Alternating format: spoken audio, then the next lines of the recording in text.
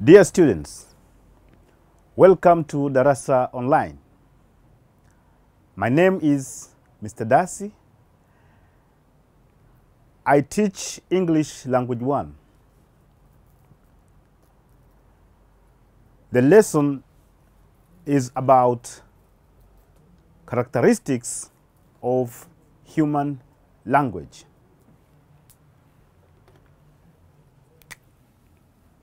Human language is said to have several characteristics.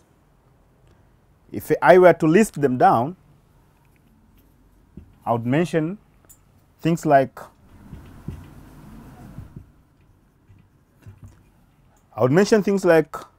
arbitrariness, displacement, learnability, creativity, cultural transmission, duality, interchangeability, specialization, and many more. These, in some books, are said to be characteristic, but in most cases, we treat them as properties of human language. In explaining this, we would be trying to answer a question. That reads, why is human language unique? So in that case, we'll be trying to explain why these factors, why these features are only found in human language and not any other means of communication. So maybe before we do that, let us try to know what is language. And by understanding what's language, it could clearly give us a direction to know what exactly we are going to discriminate later. Human language and other animal communication maybe. So a concept of language is defined or explained differently. So you can simple term, language is a relative term because it has been explained differently by different scholars. But for the sake of having a uniformity, some people sometimes they try to look at those different definitions and try to pick up some of the key terms which they have been seen being used by different people in their definitions. And they come up with one definition which we commonly use in our normal discussion. And this definition reads as,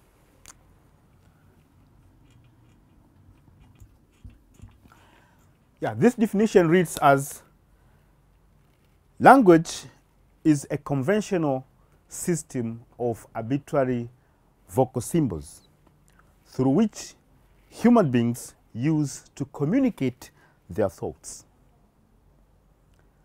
So in this definition, it is comprised with some keywords like conventional, like a word system, the word arbitrary, the words vocal symbol. We underline these three words all together. I'll talk about it later.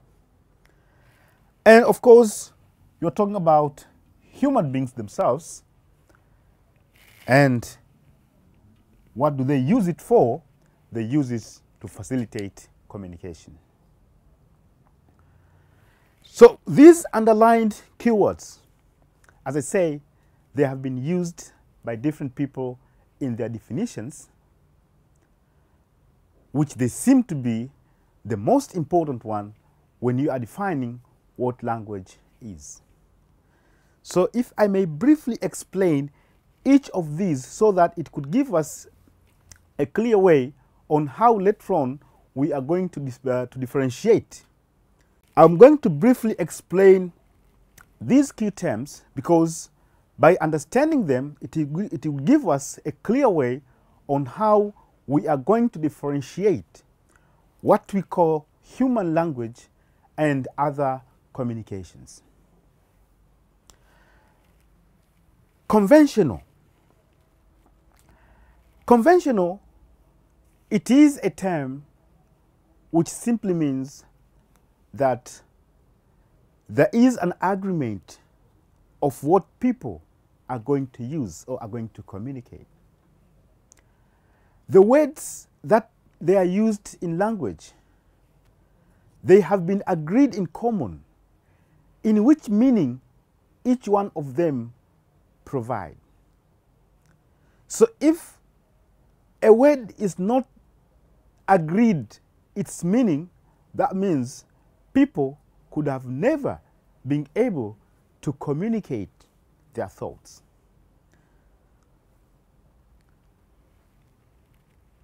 System. System, it is a word which is used in many disciplines.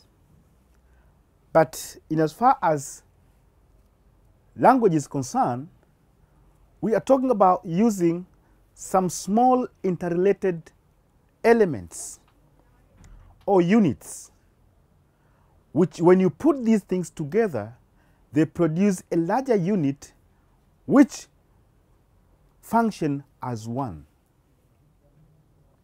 I'll exemplify this. The small interrelated units are such as letters,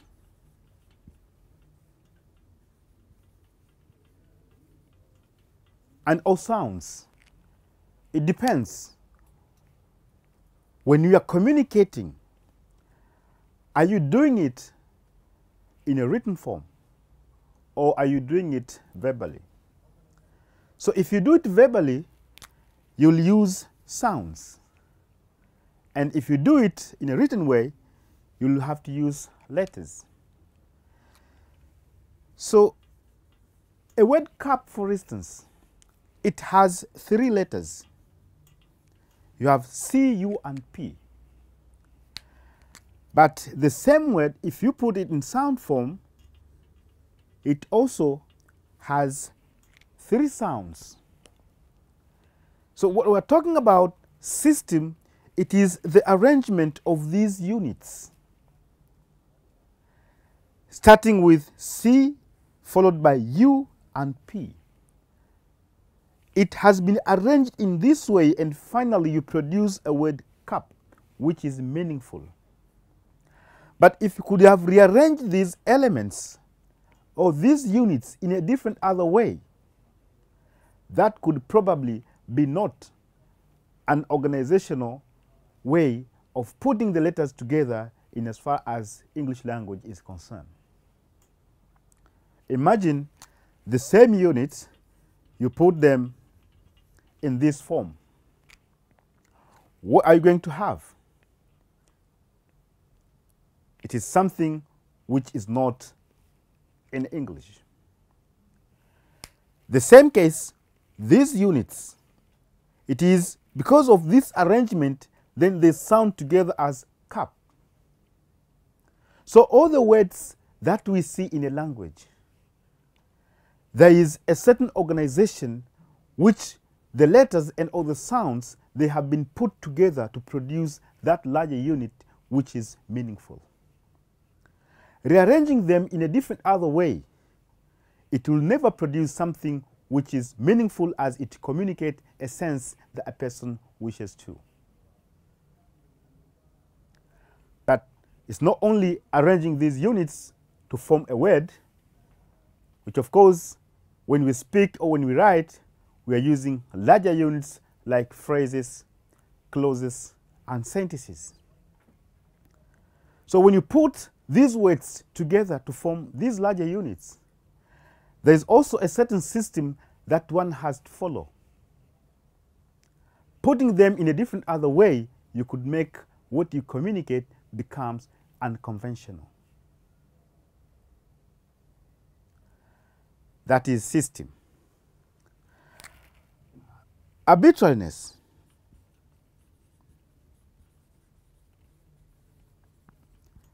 As a term used to define language or to explain language, it says the words that you see we are using them today to communicate, they have been chosen haphazardly. There was no meeting that set aside to decide the kind of words that we should use to communicate. In that case, we see these words that we are using, they do not have a direct relationship with the element or with the concept that they stand to represent. Look at the word cup that I used previously. This word cup, as for the speakers, this word cup does not have any relationship with the object that it stands to represent.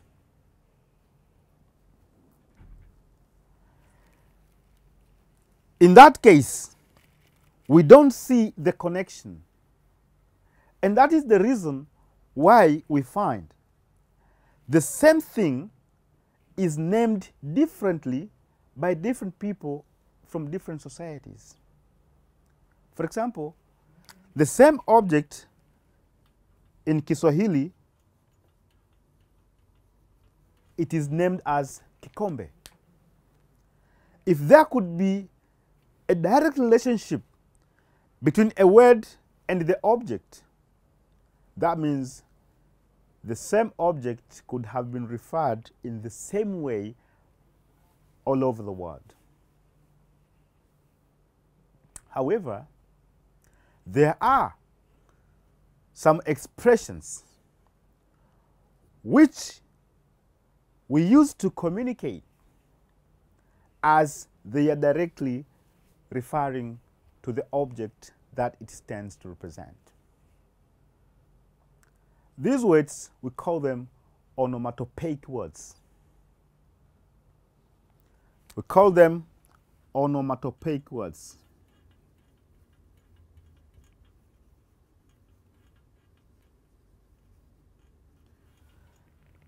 As they are directly relating to the object that they stand to represent. For example,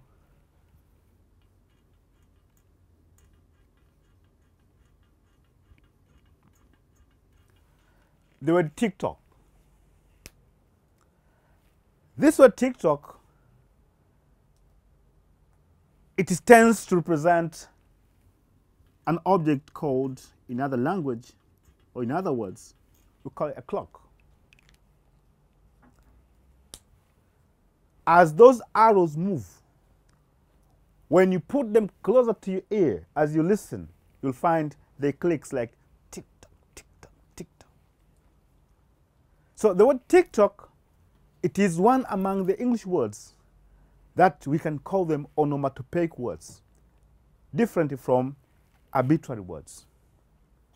So in language, we have these two possibilities: having words which do not have any relationship with the object, and we have some which they are directly relating to the object. And this directness, it depends on the imitation of the sound or the cry that is made by the object.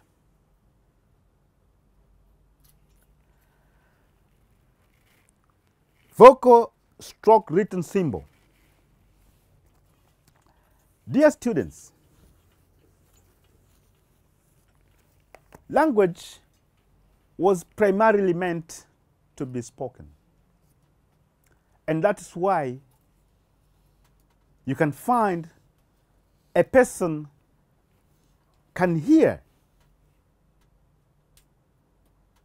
and can speak in simple language, can communicate without knowing how to write and how to read. Because reading and writing, they are the skills that we happen to learn them when we go to formal education. And so, In most definitions that you could come across in the books, it just ends by vocal symbol without a word written. But as we have seen, we also communicate by writing. So when you speak a word like cup, the word cup, it is a vocal symbol. Remember, a symbol, it is something that tends to represent something else. So in this case, the word cup, as you pronounce, it tends to represent a certain thing which is not there in the point of your discussion. So whether you pronounce it and or you write it, and it becomes a vocal symbol. It tends to represent an object which is not here. And that's why we can use as many words when we are communicating without bringing those objects that they tend to represent at the point of your discussion.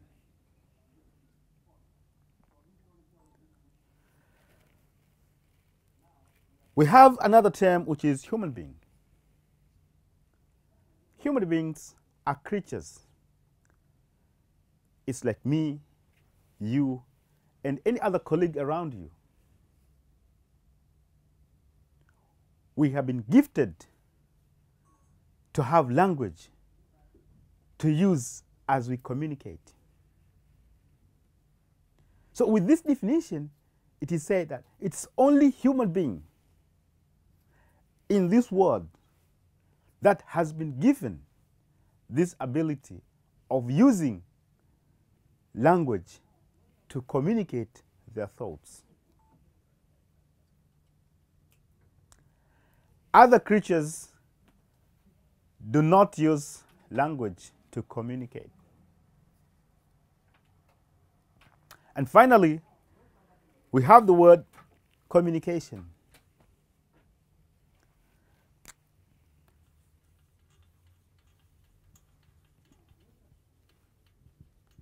The primary function of language is to facilitate communication.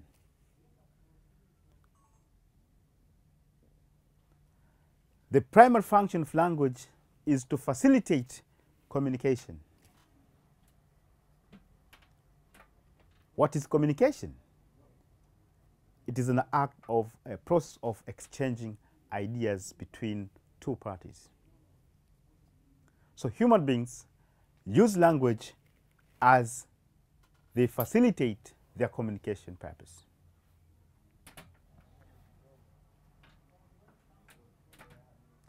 So maybe a question that we could ask ourselves could be, is language the only means of communication? And so the question comes, do animals communicate? Of course, the answer is obvious, that there's no any creature that do not communicate. But the means of their communication differ from one to the other. We are told that animals do communicate. They use cries for their communication. They use sounds.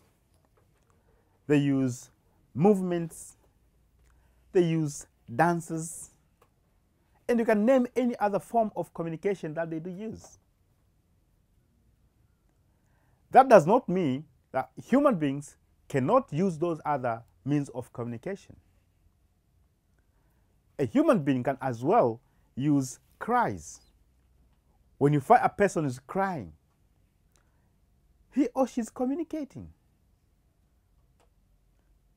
When you find a person making a certain movement, or a change of a facial expression, or a certain gesture, all those are forms of communication. But our focal focus here is to see how language make its differences, or how language differentiate itself from these other forms of communication. Now let us have a leading question that would center our discussion in trying to look at those different properties of human language that differentiate it from animal communication. The question reads, how do animals differ from human beings in terms of communication? The answer is very simple. They differ because human beings use language in most of their communication to facilitate or to meet their purpose. So in this case, we are going to focus our discussion on how those properties distinguish language from the other forms. For example, we mentioned about arbitrary being one of the characteristics of human language. How does this, or why do we say language is arbitrary? In my explanation on what is arbitrary, when I was trying to describe what is language, I said arbitrary is that words that we are using in communication, they do not relate with the objects that they stand to represent. And that's why we can bring the whole word around here and discuss about it. It's quite different from animals, that the cries or the sounds that they use, they directly relate with what they try to communicate. When you find a pet animal like a cat crying, meow, don't ever think that it cries for nothing.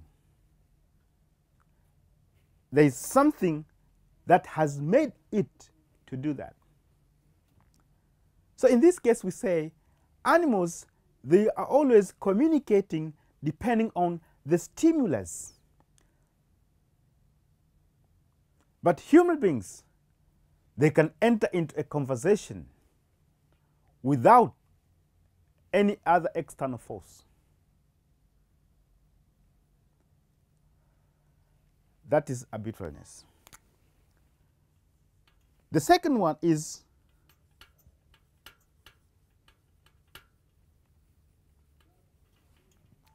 displacement.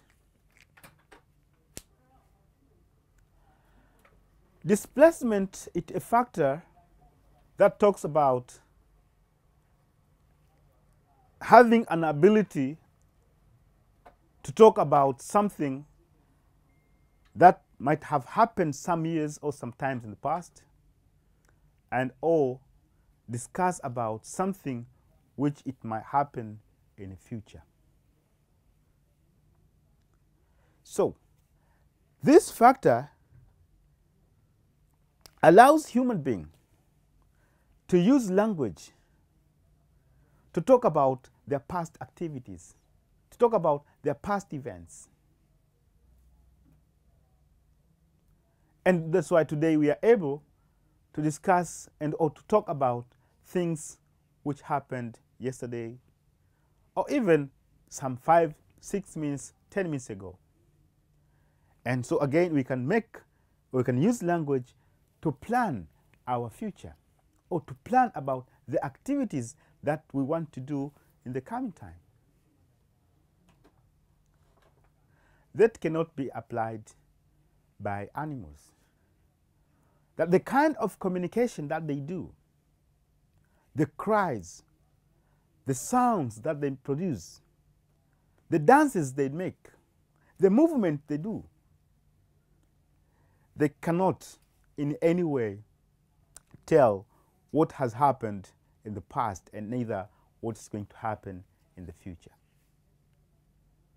Imagine you are keeping a dog at home as it helps you to guard.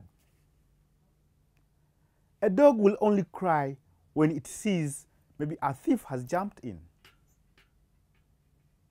But the moment when the thief realizes that there's a dog around, you could go back. Now, when you get out from the house, it is difficult for the dog to tell you what has happened when it was crying. So a dog responds only things which happen instantly. Not only the dog, I'm talking about animals in general.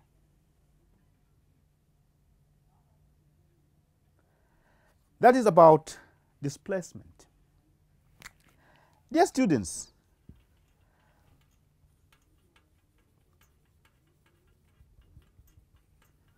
the third property that will distinguish animal way of communication with human language is learnability. Learnability, it is a property of language that allows human being to train and or to study another or a new language apart from the one that he or she has already mastered. And of course, use it for communication. That is the reason why today, you as students, you can find yourself, you can speak more than one language. You can speak Kiswahili, you can speak English. And if you want, you can train yourself to speak another language. But that, of course, will depend on the environment which you have found yourself in. Animals do not have that. That you cannot in any way find a dog trying to communicate by using a different other form which is used by different other animals. Even when you put them together in decades, they cannot. But once a human being is born here, if you take it here, you put it somewhere else, where they speak another language, you'll find he or she learns the language. But animals, even when you put them together with other different kind of animals, there's no way it can cry or it can communicate by using the other group that it has been put in. That is learnability. Dear students, the fourth reason as to why human language is said to be unique is because the users of this language or the users of this form of communication, they have what is called creativity. That language allows them to create a new form of communication apart from those which they are already in there.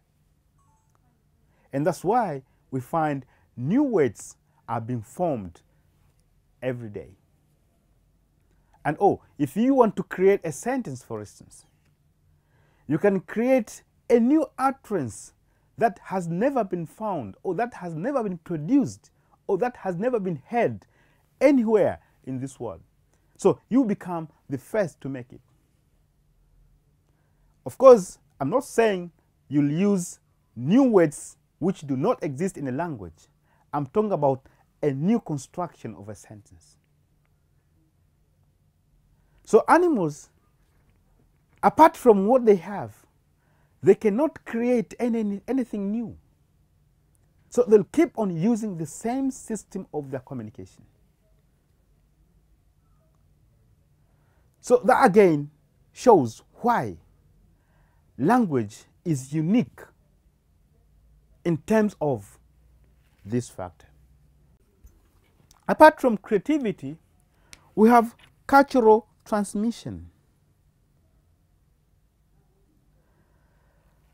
This cultural transmission, this is another property of language that differentiates human beings from other forms of communication, in a sense that human language is acquired. Human language is learned. Human language is not inherited.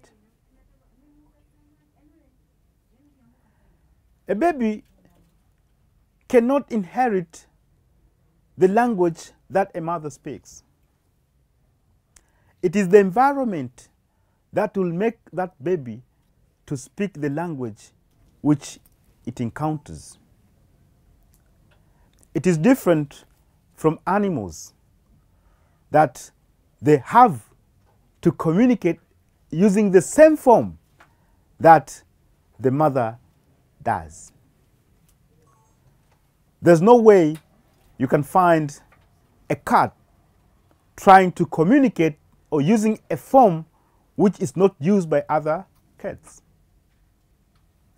So, human beings, they acquire or they learn a language depending on the environment which they have been exposed. So, in this case, we are talking about language is passed from one generation to another generation. It is the environment that facilitates that. Animal form of communication is inherited. So if a human being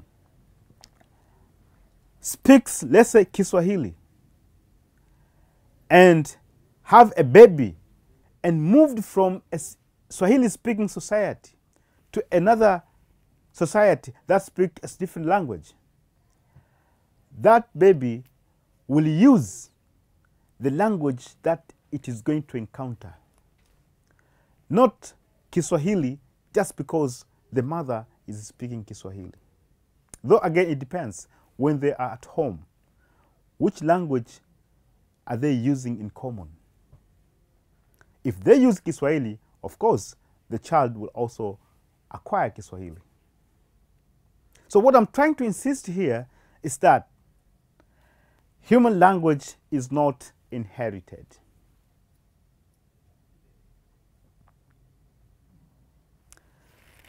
That's number 6. Number 5. Number 6, another factor that makes why human language is unique. We talk about interchangeability. This is an act whereby people exchange the turn of speaking. We use language to facilitate communication. Communication, it has to do with two-way traffic. That's why you can find human beings enter into a conversation. One speaks, the other one listens, and they exchange the turn. The one who was listening becomes the speaker, and vice versa.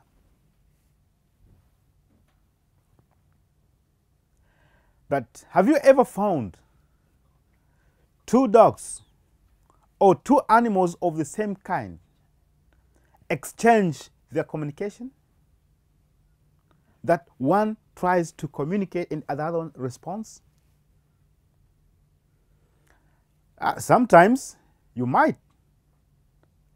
But what kind of communication do you think they make? Do they understand one another? Probably yes.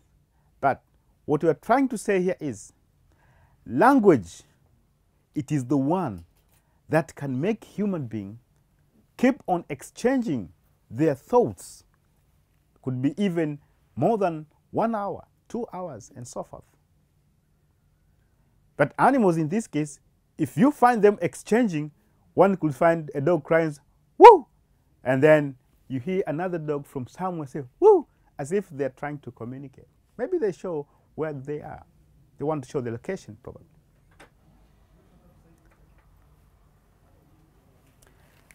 Apart from interchangeability,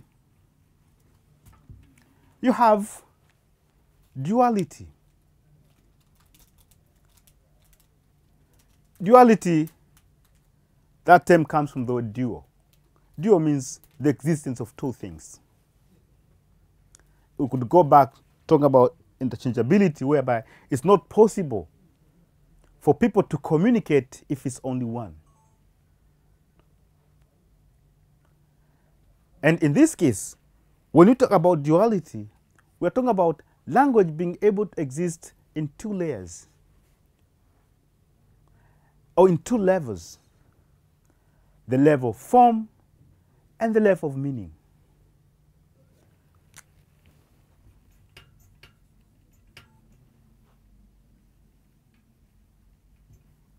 So these are the two levels that language tends to exist. When I talk about the level of form, this could summarize as we'll talk about putting sounds together to form a word, or putting letters together to form a word. But whatever it is in this form, it has to be associated with a certain meaning. You cannot create any form of communication which is meaningless, because that won't be language. Because here we say language is for communication. So in this point, I would also need to emphasize one thing, that when we are communicating with our friends, we should use words which are familiar. Words which, when you speak, your friends understand. You should use a language which is understood. It is very awkward when you speak or when you communicate to your friend and you are using a language which is not understood by the second party. What's that language for? If your intention is not to communicate, why do you have to communicate? So in this case, we are told under duality, we need to know that whatever form you produce, it has to be associated with a certain meaning that has been attached. That is why we say human language is unique. Human language is different from other forms of communication. Maybe the last I could talk at this moment is about specialization.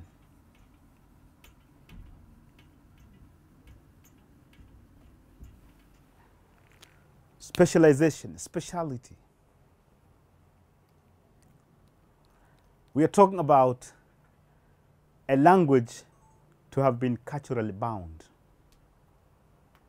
Language to have been culturally bound.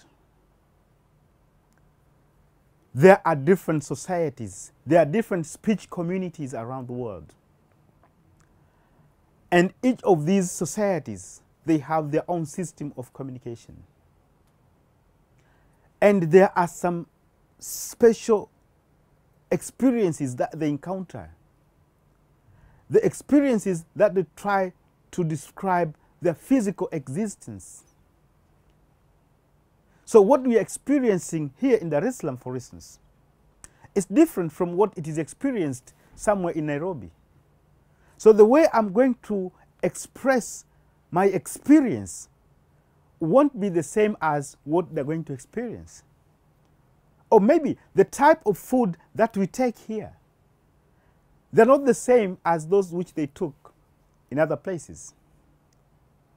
So in simple language, there's no way that those people can have those vocabularies that we are using here in Dar es Salaam. Have you ever thought, how can you call ugali in Kiswahili or in English, sorry? Because to them, I'm told, they don't have such kind of food. Or think about kisamvu. You cannot generalize it by saying vegetable, no. Because when you talk about vegetable, you are again including as many stuffs as would. So this speciality of language, in other simple language, some scholars say This is the reason why we cannot translate one language to another language. Of course, I know you might start asking yourself, why do you have this translation and interpretation as a topic? Of course, we'll see it as the time allows. But shortly, is that we don't translate, but rather we give description of what it is believed to be understood in other words. With these few remarks, I would want to insist by saying that when you want to differentiate human language from animal way of communication, these are the properties that can make you make such distinction. But as I said before, that the other means of communication, they are shared. We said animals, they do sometimes communicate using cries, which even human beings, they do cry as they communicate. Maybe you experience a certain pain and you start crying. The people around, they will only understand, why are you crying? When you make some certain movement, some people who used to know you, they would know what it means by you doing that. So what I'm trying to insist here is that when we want to make distinction between animals and human beings in terms of communication, I insist by saying it is only language that differentiates animals and human beings in communication. One asked a question one time. Imagine you wake up in the morning and you find there's no language in the society. What would happen? Have you ever asked yourself, without language, can you make living? Of course, the answer here is very simple. That in this situation, you simply discuss the roles and the functions of language in the society. What does the language perform to an individual and to the society in general? Apart from communication, what other functions do you think language perform? If there's no language, people would use other means of communication. But will those other means of communication suffice their need? Probably somewhere there would be a gap, or there would be something missing. In those days, when globalization wasn't there, or when Tanzania was Tanzania without people being united. You think about the Makonde staying by themselves, the Hehe, the Sukuma, and whoever, when Kiswahili was not in place. That these people were what? Were isolated. They were living in pieces. But after the introduction of Kiswahili, it united these people, and they find themselves as Tanzanians. So that is one among the role of Kiswahili, or that's one among the role of having language in a society. But also, think about these developments. How could we have these developments if we had no language?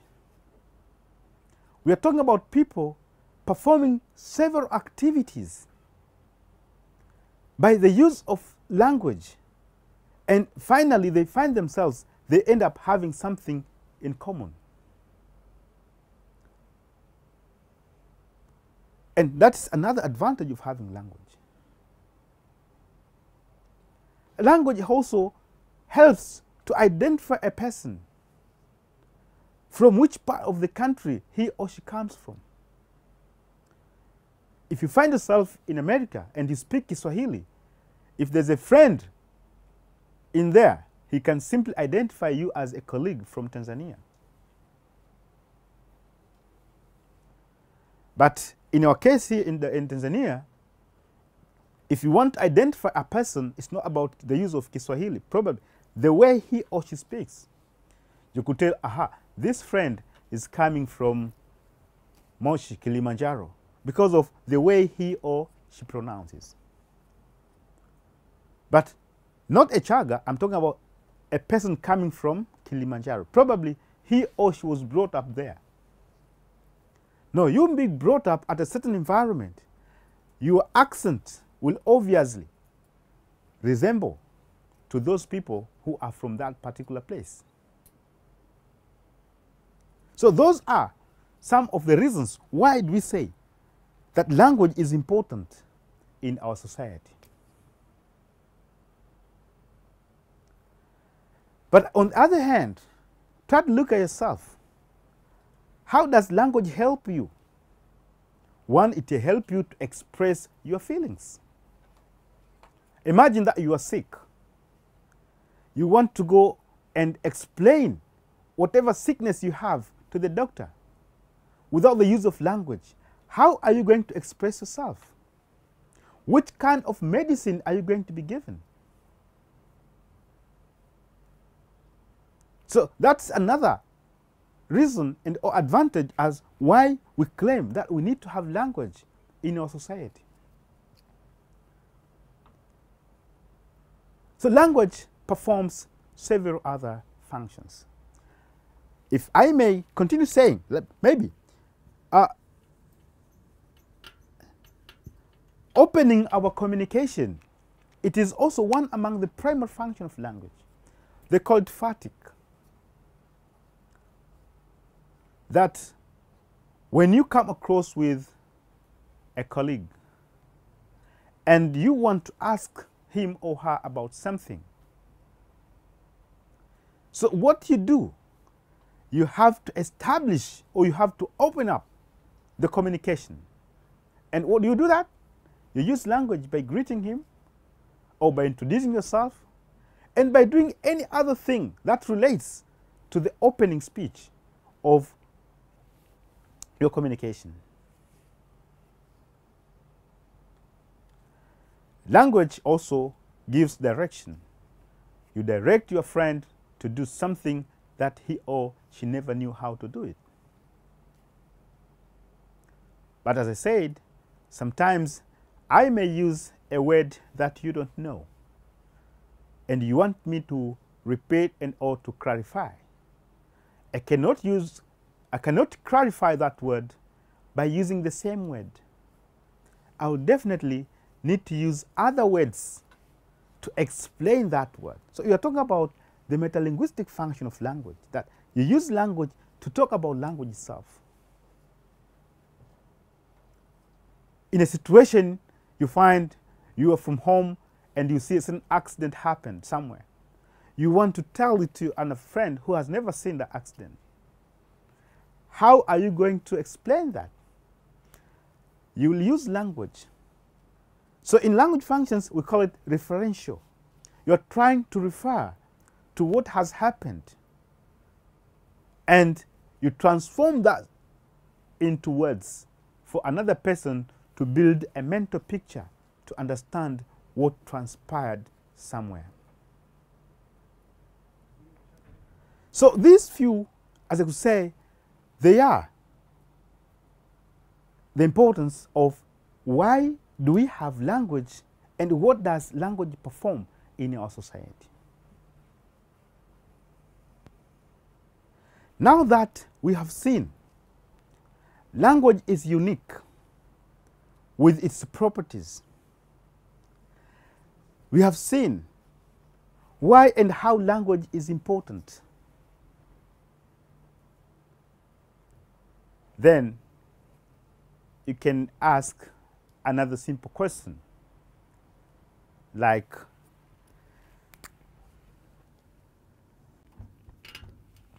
you may ask yourself a question like, imagine what would happen when people who speak different languages come into contact. Now, the answer is very simple. It depends, of course. These people who speak different languages who come into contact, do they need to communicate? If the need of communication arises, then of course something might happen. But if the need of communication doesn't arise, then nothing would take place. So maybe we could again improve our question by asking, imagine what would have happened if people who come in, who speak different languages come into contact and the need of communication arises. Then here we could talk about several outcomes. And when again, this contact of people will depend if it will last longer and or it will be for a short time. If the contact lasts longer, then there would be different from the time when the contact lasts for a short time. And in here, as a linguist, we find there are several outcomes when people who speak different languages come into contact.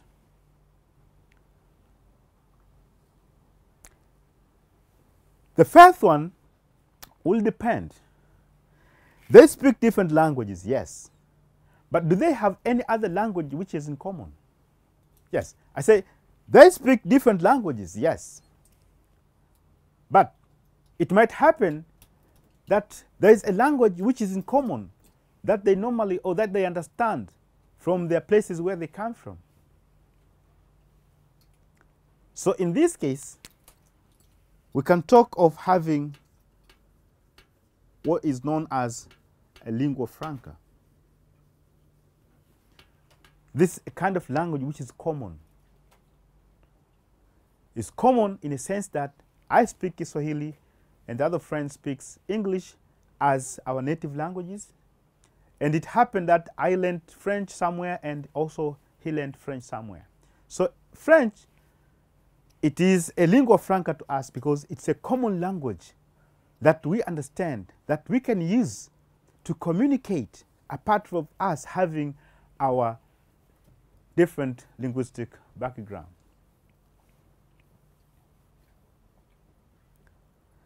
That is possibility number one. Possibility number two, that if they don't have a language which is in common, and they find one cannot understand another person's language, and the need of communication arises, these people will have to develop a means of communication. What kind of a means of communication? It will depend on the purpose of their contact. So they might start with the use of gestures, which later on being accompanied by words. And finally, they find themselves that there are some certain words from one of the languages which is common and that is used to facilitate the communication. That means of communication that they are going to form will be referred as pidgin, which in some other books they refer pidgin as a language. But remember, since it is nobody's native way of communication, then That's why we refer this as a means of communication. But you can as well call it language. It depends on whether you have improved the definition of language or not. This pidgin may be kept being used in such society for some time. As I said, if the contact lasts for a short time and these people go back to their areas, this pidgin will die, or this means of communication will disappear. But if that contact lasts for a very long time, and they think now that they can establish the living, reach an extent that they start having children. Now, when those children start speaking that language as their native language, then that's when we'll talk about Creole formation. So the language will change its status of it being a pidgin to become a Creole.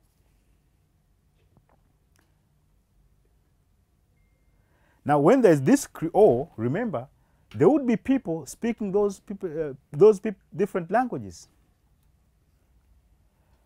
In that case, there would happen a situation where there are or there will be different languages being spoken at the same environment. You talk about multilingual situation. Now, having multilingual situation, as long as people keep on living in that environment, end of the day, these people will learn other people's way of speaking. And so those people will be called themselves as what? As bilingual. That a person happens to speak two languages in equal competence.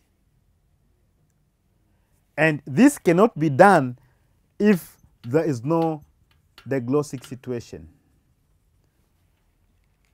So diglossia happens when two languages exist side by side in the same speech community.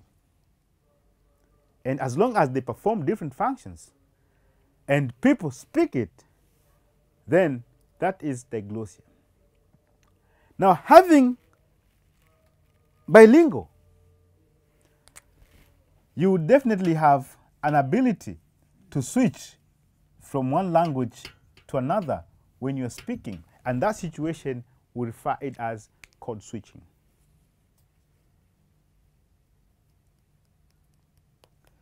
And also, we could have an act of people borrowing words from one language to another language. Remember we said people who speak different languages. So the ones that they speak, for example, Kiswahili, they might decide to take some of the words of English and start using them as their own language. So borrowing happens as a result of the contact between people who speak different languages. Apart from that,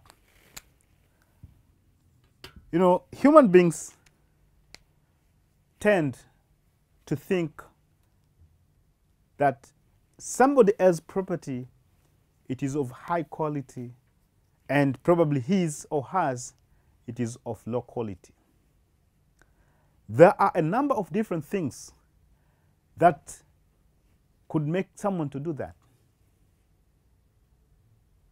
Maybe depend on his or her economic well-being and or the influence that he or she has. So when it comes to language, that people also sometimes think that other people's language is better than them. So they would tend and they would prefer to speak that other language and neglecting their own language. So when that situation happens, there is a very great possibility of one of those languages not to be spoken in that contact no more. And in this situation, we call it language death. Language death. A language may die. how, okay, you can ask yourself, how can a language die? A language can die if it starts decreasing its participants or its users. When it loses the users, the language might, at the end of the day, having no people speaking that language. And automatically, if there are no people speaking that language, that is when we say the language had died. And the reason, as I say, is that some people might think that their language is inferior. So they don't want to use that language for communication. They would only prefer to other people's language, as they think that is a superior language. And for that reason, we can as well talk about language development. Language development simply, we talk about a language has received many more users. And not only being received many more users, it has also increased on the ways on how the language is used in the society. So if it was spoken only at this area, now it is going to be spoken beyond the other area. We talk about language has expanded. And in this situation, we talk about language development. Dear students, we have so far seen several things in our today's discussion. We have talked about the characteristics of human language. In those characteristics, we asked ourselves a question that you need to remember all the time. Why is human language unique? But in addition, we have seen that in a situation where people, they find themselves that they don't have language, as I said, that is when you have to refer to why do we have language in the society? You talk about the importance of language in our societies. And finally, here we have seen that when people who speak different languages come into contact, what would be the outcome? What happens? As I said, first, you need to know, do they have a need of communication? And if they have the need, that's when you'll have to trace what is the purpose of their communication. And we have discussed these several different language concepts. Thank you very much for listening. I welcome you again in another Darasa Online. Next time, same place. Thank you.